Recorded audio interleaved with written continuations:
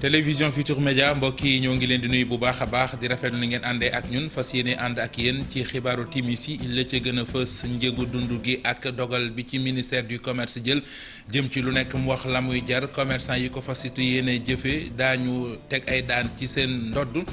loolee li koy firndeel bokk na ci doxib numiko boo xam ne inspecteur direction régionale du commerce intérieur xëy nañu ko amal ci diwaanu Médina di xool ndax boutique yafa ñi ngi sàmmonteeg li ñu leen jaay loowee sàkku nañu ci askan wi boutique bu nekk ci koñ te la ñu ko sant ngir mu jaayee ko jaayewu ko ñu daal di koy jébaane bu ko defee yoon def ca li war fële ca baie de Hann ak dépollution ba ñu cay wax ñenn ci askan wa fa tey ji amal nañu ab jano taskatu xabaar yi coordination acteur Thiaroye-sur-Mer ñoo def lu ni mel yeexte gi ñu nemmeeku ci restriction boobu de diwaan mu di seen commune moom la ñuy jébaane ak di ko ñaawlu ci seen gis-gis bala ñu fay teg wenn doj baa ñu fay def dara dañuy restaurer boobu de commune ba noppi ki nga xamante ne ji moo di colonel Mamadi Doumbouya mi ñu ne moom moo jiite coup d'état ba am fële ci réewum Guinée ak lu aju ci ñamu àndal di soldats sam nañu ko waxee woon gouverneur yi ci région yu bari kon jot nañu leen remplacer ay commandant zone militaire ñoo leen remplacer ñu nemi ko fu ca mel ne ca Labé bokk ci diwaan yi ëpp doole ci fi nga xamante ne ji moo di Guinée ña fa ëpp nag ci askanoon ay pël lañu. wàllu tàggat yaram ñaareelu bëccëg groupe H ci éliminatoire coupe du monde 2022 Sénégal kon ma nga fële ca Congo suba ci talaata ji ca lay football ak Congo wàllu lamb ak tiis wi nga xam ne moo dal ak lu lamb gàlle ci ndoddal tàggat yaram di génnu àdduna Mamadou Sakho ñu gën koo xam ci Double Less dimanche ci la wuy ju sunu borom moom mooy bàyyi Balla Gaye 2 ak Sa Thiès ci ñi mbër yu ñu ràññee ci réew mi mu fekkee xaritam bi fi jóge bu yàggul di Mbaye Guèye Tigre de Fass ba woon daañu ci ànd ak Malick Thiandoum ci taxaw seetlu ci xibaaru timis yi mbokk yi li mooy li fi gën a fës ngeen taaxeerlu ñu faram fàcceel leen ko.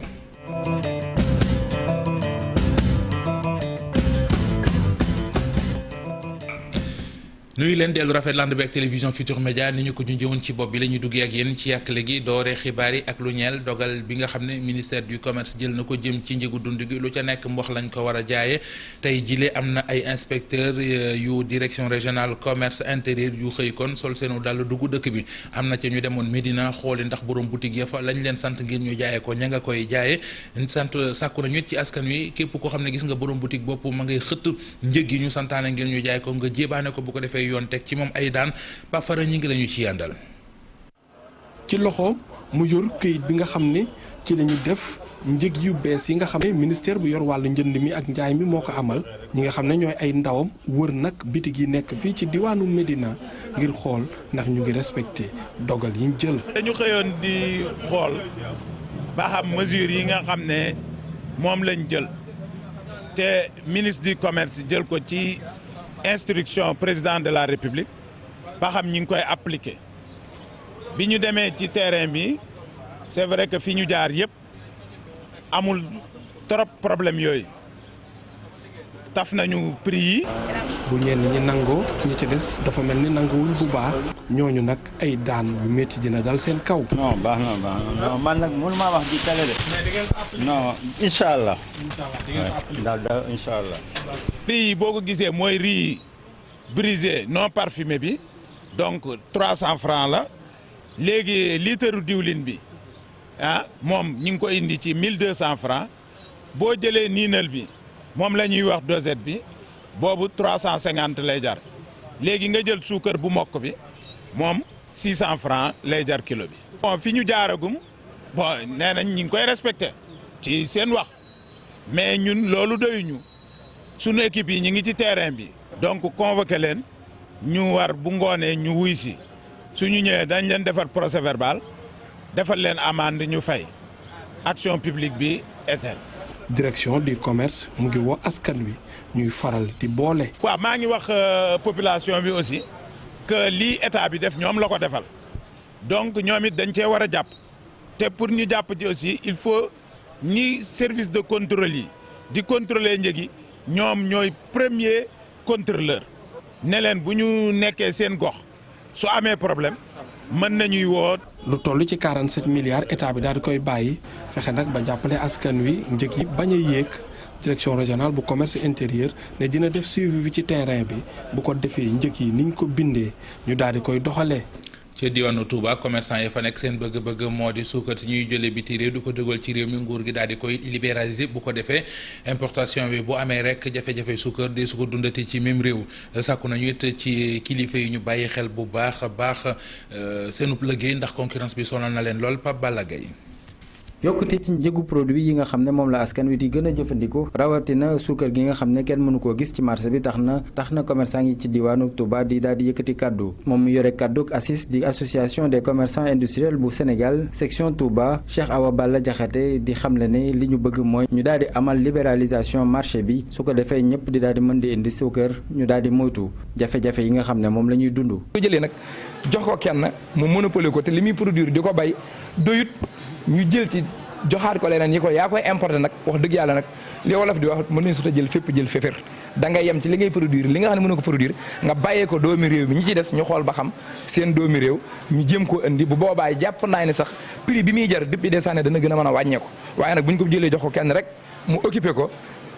lii mu xew rek mooy xew même bu ñu ko réglé tey bu ëllëgee leneen day xewaat. yeneen ci loo xam ne nag soxal na leen loolu mooy concurrence étrangère bi nga xam ne dañu jàpp ne jaarul yoon tax na nag chargé communication bu ACIS bi di woo nguur gi ngir ñu daal di fexe nu ñu daal di protéger économie bu réew mi. concurrence étrangère déloyale mooy jongante wala jéem a commerce ci loo xam ne teguwul ci yoon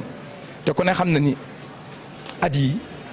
Indien yi Turquie yi Chinois yi ñëpp ñi ngi daw wutal ci Sénégal. ba ñu dee ñu fi ñëw ndax ñun dañuy dem ci ñoom waaye nag état ci Sénégal ci boppam li mu war a njëkk a def mooy protéger ay commerçants ba ñoom du ñu fay ñuy exister bu baax. protection ba leen seen réew protéger pour ñu mën a ñëw fii doxal li ñuy doxal suñu réew bu ñu ko defalee genn wàll gi rek daañu mën lu ëpp li ñu mën. ACIS nag wérgu yaramu askan wi ci màggalu Tuuba bi doon loo xamante ne lu leen soxal la ñu ngi dellu di woo seeni ñooñ ngir ñu daal di bàyyi xel bu baax a baax ci yenn ci produit yi nga xam ne day yàqu ñu di koy dugal ci marché bi. Pape Balla Gueye tey jii ministre bi ñu dénk collectivité territoriale xëy na am ndajem waxtaan seq ko ak intersyndical gi jaboote liggéeykat yi collectivité territoriale yi ñu doon càmbar ñetti décret yoo xamante ne ji njiitu réew mi Macky Sall moo ko siifee woon bu yàggul décret jëm ci wàllu fonction publique territoriale léegi tey sax mu jàppandi ñu ngi nas ab campagne d'information ngir askan wi gën a xam loolee dëgg-dëgg ana lan moo ko wund ak lu nekk ci biir Alhassane Ba Diafra Ba. am nañu habitude di daje waxtaan ci lépp li nga xamante ni dafa soxal liggéeykat yu fare ci collectivité territoriale yi tey ji nag dañuy fexe ba xool nan la ñuy def ba matal ñetti décret yi nga xamante ni njiitu réew mi signé na ko ñaar fukki fan ak juróom ci weeru mai bi ñu génn ñu ñëw matal lépp li nga xamante ni jotoon nañ ko tëral mu soxal lépp lu jëm ci wàllum fonction publique locale. loolu nag waxtaan nañ ci bu baax a baax ci njëkk mooy bëgg nañu daal liggéeykat yëpp nga xam ni. décret boobu moo wax ni moo modifié 2011 662 président Macky Sall taxawal ko ci yan condition lañ ci mën a bénéficier wu loolu nag dañ ci def benn campagne de communication bu am solo ak yéen te way taskatu xibaar yi. centre bi tamit taxaw na président Macky Sall signé na décret bi war nañu fal instance yi koy administrer beneen bi ci desit mooy wax nit ñi tamit ni ñuy jaar modalité recrutement yi et cetera donc yooyu yëpp daal lu am solo la. intersyndical bi di rafetlu jéego nguur gi ngir fexe ba tontu liñ doon sàkku. en attendant ñuy tabax local bi danay xool njiitu réew mi naka la ñuy jàppale pour que ñu installer organes yi nommer directeur bi ba ñu commencé liggéey bi maanaam intégration liggéeykat yi. benn campagne bu mag la si la ñuy déployer xam naa ne yéen journalistes yi di ngeen ci jàpp pour que bépp liggéeykat fépp fu mu nekk Sénégal mën a xam ne fii laa war a jaar en tant que diplômé. pour mën a bénéficier ci fonction publique locale. du yàgg parce que li amoon solo dëgg-dëgg mooy décret yi loolu lu am solo la parce que bu décret yi amul woon du ñu mën def dara parce que bala nga naan naam ne fa décret bi moo koy taxaw na loolu jéego bu rëy la li ci des nag mooy dinañ lëkkaloo ensemble pour que délai bu gën a gàtt mën a nekk pour que yooyu yëpp mën ko taxawal. jëruñ ji yor wàllum collectivité territoriale fas yéene convoqué ci octobre bi ñu dëgmal conseil supérieur fonction publique territoriale. daañu examiner feuille de route bi waaye itam xool yan poñ lañ jot a matal ak yi ci des. lu jëm ci seetal Beda Anne coordination acteur yu Caaroy Géej amal nañu ab jano taskatu xabaar yi li ñu bëgg moo dañu wax leen lan moo tax liggéey yi ñu restructuration bu commune boobu ba fi mu nekk nii mënut a jàppandi yëf yee dafa yeex ñu jàpp ne nag bala ñu ci wax dara war nañu lijjanti wàllu yoon yi wàllu li nga xam ne moo di assainissement bi ak yeneen i ponk coordination bi di xam le ne daal projet boobee kon war a romb Caaroy Géej faw dañuy koy lijjanti ba noppi ba ñoom ñu xam fan la ñu fare ba noppi dañu ci ànd ak ndongaka Asmalik Diop. coordination des acteurs de Thiaroye-sur-Mer di dellusi nag di waxaat ci liggéeyu dépollution de baie de Hann ñu ne nag pàcc bi aju nag ci wàllu ko restructuration bu commune bu Thiaroye-sur-Mer ak yéexte giñ ci nemmeeku doon na nag lu ñuy ñaawlu. projet restructuration Thiaroye maanaam xàll yoonu Thiaroye ubbi ko dafa taggatémbe demul dëkkul noonu wax sax dafa arrêté ndax ginnaaw bi ñu bindee projet yi ba pare bind ko ñun waa Thiaroye ànd ci ak. ñëpp ñoo xam ne ñoo ci war a ànd bañ ca pare ba def suñu ñëw nañ fi def ay levée wante ba loolu weesu lañ ci gëj a xam dara donc mbir mi taggatémbe. waa coordination des acteurs de Thiaroye-sur-Mer ni fa ñu taxawoon nag ba léegi juguñu fa ñu ne liggéeyu dépollution bi di jàll nag ci seeni gox fii ak amaluñu nag lii di liggéey bi aju nag ci wàllu restructuration bi les communes. loolu moom xel xalaatu ko loolu moom ñun yaakaar nañ sax ne ñoom xalaatuñu loolu yaakaar na ne foofu moom wees nañ ko ndax dañoo am accord wax. gu xam ñëpp dañ ko xaatim wax teg ñu ne ñaari projet ñoo war a ànd mbagg ak mbagg tànk ak mbàkk bés bu dematul dañuy arrêté bee ndax ba bee dab ko te nag même bu nekkoon naxee mbaay il faut que nañ ko wëlbati mu nekk dëgg ndax Thiaroye daf ci taxaw. Thiaroye-sur-Mer doon dëkk bu xat loolu ndax nu mu bindoo waa coordination bi ni projet de pollution bu baie de Hann occasion la ngir nag ñu mën a yaatalaat mbedd yi taaralaat nag lii di seen gox. ñu bu ñu joyanti woon Thiaroye tey. national 1 bi bu tëjee da ngay duggee Yaraax génne ji Mbaaw ci wàllu fluidité ak wàllu gain de temps loolu mooy au plan national mais soo ñëwee ci gàllu Thiaroye tey suñu xàllee yoon yi ubbi ko économie bu bees lay juraat. lu aju nag ci liggéeyu projet de pollution bu baie de Hann moo war a jàll nag ci gile commune lu yemook juróom-benn ci ay kilomètres. jàngalekat yi ñuy tuddee chargé de cours fii ci Sénégal nga xam ne mat nañu ñeenti téeméer tey boo leen doon xayma état bi moo leen recruter ñuy jàngale ci lycée yeeg ci collège yi daanaka fukki at sa boobu ak léegi ba ñu ca nekkee ñoo ngi ci jafe-jafe loolee waraloon ñu daje ci diwaanu Kees ngir doon waxtaanee jafe-jafe ya bokk na ci ñu gën leen a darajal gën leen a bàyyi xel waaye it wàllu formation ku leen ci jàppale ñu jël ndax day doon lu ñuy soxla Cheikh Anta Diop. ñoom ñi ay instituteurs lañu woon doon jàngale ci l'école primaire yi nguur gi nag jëloon leen recruter leen yóbbu leen ci collège ak lycée yi ñuy jàngale nee nañ fukki at a ngi nii daanaka ñuy jàngale ci lycée yi collège yi waaye du benn avancement bu ñu am. suñu problème lenn la muy état dafa ni enseignement de qualité dafa bëgg jàng bi dëgër pour mu dëgër foog ñu former enseignants yi te ñun dañu soxla formation. dañu soxla formation ñaari type de formation la formation bi nga xam ne mooy présentiel da ngay ñëw ci école normale def formation bi wala nga def formation à distance. depuis 2011 gisuñu état def benn jéego ci formation boobu noonu am na ñi nga xam ni nii dañ leen jël ñu nekk mise en position de stage ba tey xamaguñu fu ñu féete ñuy 199 collègues chargés de cours yi. am na ñi nga xam ni toog nañu 8 ans ñuy toog 10 ans indemnité muy IRD loolu jotuñu ko dañ lay yóbbu Fongolemi mi wala ñu yóbbu la Kédougou nga sore sa njaboot ku sañoon nga ñëw jege sa njaboot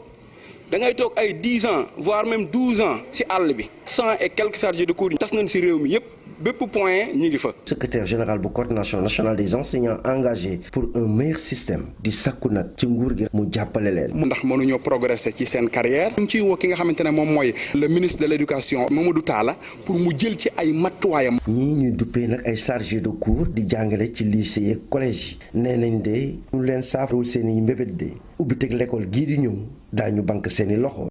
waxtaane wàllu politique ak élection locale yi ñu dëdmal fële ca Pikine Nord ñenn ci askan wa tànn nañu Mapenda Faye ngir mu doon candidat ca boobile diwaan mu di lool rafetlu na ko te it nee na am na yaakaar ci ne buñ ca yeggee ak ni ko askan wi jàppale dana dégg monsieur le maire dañuy teewlu ay kàddu moom Mapenda Faye ci micro ndonga ka Asmalik Diop. ma dañ lay investir pour sunu candidat boo paree demal tëddi sa kër nelaw ñun ñoo koy dox ñoo koy wax ba le 23 incha allah rabi ñu yóbbu la ci maire bi teg la fa loolu jàpp naa ne ci politique c'est inédit. li ma wax nag cette révolution là moo tabax àdduna réew yu fi tabax yëpp cette révolution là moo ko tabax. le maire actuel nee na doon sëy CM tas mu ñëw sëy si ci ñun nangul nañ ko buñ sañoon képp kuy politique ànd président Macky Sall ndax parti bi mu yokku ñun d'accord nañ mu yokku man ku ma xam-xam ne yàgg naa dox pour mu yokku dinaa ci mës a wax nag lu leer ci li ma doon dox pour parti bi yokk ci département Pikine mais l'actuel maire bu sëysee ci kër ne dama yëlif njaboot gi loolu mënta ne yàlla nag dogal na li ma wax ba muy sëysi ci kër gi am na ñu fekkoon seen sëy tas am na ñeneen ñu fekkoon ñu fay mu lijjanti leen indaale leen ñooñu bu ñëwee mën na leen yilif am na jigéen ñu fekk aussi ci kër gi ñooñu bu ñu ko joxee seen baat mu yilif leen mais ñun góoru kër gi ñi yilifoon kër gi mënuñoo yilif.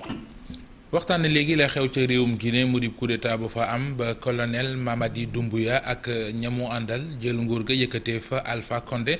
jamono jikkoon ñu koy lijjanti tey ji am na ndaje moo xamante ne ji moom colonel Mamadi Doumbouya ak ñi mu seqal coup d'état ba woolu nañ ko ministre yi nga xam ne ñoo newoon ci gouvernement bi ñu daaneel ca yéen leen sant bokk na ci nangu seen i kayit yi leen di mën a may ñuy voyager waaye it oto yoo xamante ne ji kon gouvernement bi lañ ko joxoon nañu ko delloo beneen dogal bu ñu jëloon moom colonel Mamadi Doumbouya jël ko moo di gouverneur région yi dañ leen fay jëlee tey ji ci altine ji ay commandant de zone militaire ñoo leen fay wuutu ni mu ko nañ ne def nañu ko ca Labé jëfee nañu ko fa askan wa nag génnoon ñu bari di rafetlu dogal ak taxawaay bi nga xam ne soldat si am nañ ko foofee daanaka kàddu gi benn la woon mu di liberté moom sa bopp loolee lañ doon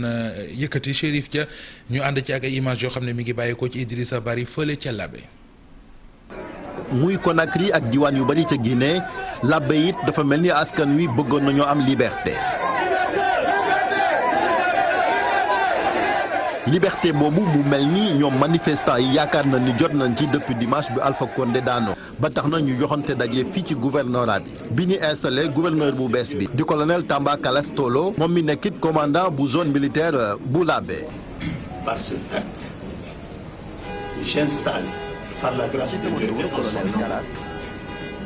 le colonel région administrative dans les fonctions de gouverneur de la région administrative de Labé. Que Dieu le bénisse. colonel Kalas comme niñ koy woowee fii mu mel ni bëggut a perte temps ba tax na biñ ko tabbee rek la daal di wax fi mu bëgg a jëm. J'invite donc les cadres du gouvernorat à la transparence et may woo cadre gouvernement ngir lépp leer pour fexe ba région administrative bu Labé gën di dox ngir intérêt askan Guinée bi li di tappale ak njuuj njaaj duma ko nangu. Je n'accepterai pas la démagogie, les détournements. li ko dalee ci altine ji nag ca Guinée gouverneur région yëpp commandant zone militaire yi ñoom ñoo leen remplacé bu ñu sukkandikoo ci dogalu comité pour l'unité nationale et le développement colonel Kalas mi ngi dalal xelu ay naataangoom. Aux populations paisibles de Labé, je serai à votre écoute et je serai à votre service. duma ko nangu yéen askanu Labé dinaa leen déglu te dinaa nekk seen wet fépp fu mu mënti doon ki fi nekkoon gouverneur u Labé nag dinaa faral itam di déglu say conseil na seen xel dal lépp dina baax. Que tout ira à merveille si Dieu le veut bien. diwaanu Abbé ay pël ñoo ëpp liñ fay yeewoo askan wi toll ci 1 million ak juróom-ñeent fukki junni ak benn ak juróom-benn téeméer ak fanweer ak ñett fii nag kuje gi ñoo fi ëpp doole rawatina Cellou Dalein Diallo ñoom waa Labé jàpp ni ba Guinée amee indépendance ba léegi nekkul ci jàmm ndax dañ leen di bund xataa. 1958 ci la Guinée amoon indépendance boobaak léegi daa mel ne mënut a wàcc coup d'état lañ fay nemmeeku ci coup d'état bari na ñeenti coup d'état yu ñu mën a takk ak ay tentative coup d'état di coup d'état yu ñuy jéem te sottiwuñu Guinée dund na ko yi ci mujj bokk na ci yoo xamante ne ji la ko tax a jóg dal wàllu mandat moo ko sooke Mamadou Fall cib taxaw seetlu. Guinée bokk ci réew yi njëkk am indépendance ci Afrique sowu jant ci atum 1958 la ko am ki fa njëkk a nekk président di Ahmed Sékou Touré moom mi nga xam te ni nag mooy bàyyi indépendance bu Guinée nekk ca bopp nguur ga ba année 1984 kon at ba muy faatu gannaaw ba mu demee États-Unis amal ab opération ñaar fukk nag juróom-ñaar ci weeru mars ci at moomu lay premier ministre bi daal di koy remplacer nekk chef gouvernement bi waaye benn mooy président ci atum 2009 daanaka nag moo am kon li nga xam te ni moo di tentative d'assassinat moom Dadis Camara mu mujj daw dem Maroc ci atum 2010 kon la ñu indi li nga xam te ni moo di de crise bi amal ay élection Alpha Condé doon président bu république bu Guinée ci ñaareelu tour bi raw ki nga xam te ni moo di Cellou Dalein Diallo deret continue fay tuuru fukki fan ak benn ci weeru octobre ci atum 2015 Condé ne tabaat nañ ko ci téeméer boo jël mu am juróom fukk ak juróom ñeente ya ci atum 2020 Alpha Condé daal di ne moo gañewaat élection yi mu di ñetteelu mandat résultat yi nga xam te ni manifestation yu méttee fa am ba lu ëpp ci ñaari téeméeri doomu aadama ñàkk seen bakkan Alpha Condé yaakaaroon ni ci ginnaaw 2020 boobu dana déroulé ñetteelu mandaam ci jàmm laataa nag vague Doumbouya di ko daaneel gannaaw benn at kot ca bañ ko falaatee mu ne.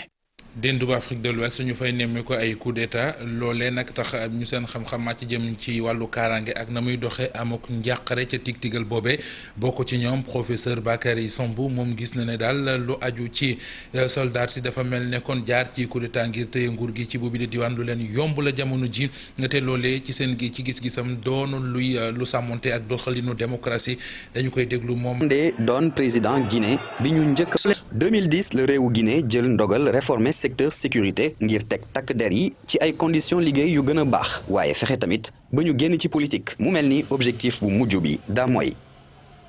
waxtaane wàllu tàggat yaram ak ñaareelu bëccëg groupe H ñeel éliminatoire mondial 2022 Sénégal suba lay football ak Congo Brazzaville